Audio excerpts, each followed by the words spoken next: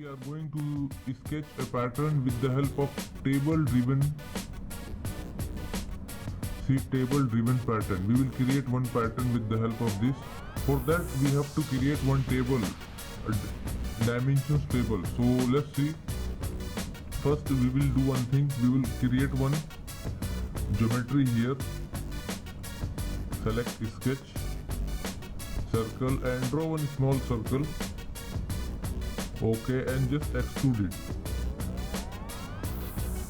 Select through all. Okay. Now see, this is selected. Now go to here and choose table driven pattern. See, this is the file came and this is your table. Either you can insert directly points here, or you can browse, see, read a file form. You can upload a file from your desktop.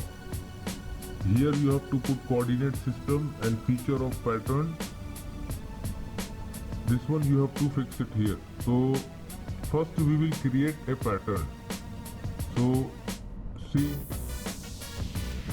in Notepad we created our table and we created our dimension. These are our dimensions. So we will browse it. Table driven pattern. Read a file from, just browse it. Pattern table, choose text file. Go to your destination, table, open. Now see, your table is appeared here with the help of our text file. Now select your coordinate system. In our previous system we shown that how to insert a coordinate system in any geometry. So you just select this coordinate system. Now here selected. Select the feature of copy. What we want to make a pattern. So just select here. Now see, the geometries are going to create.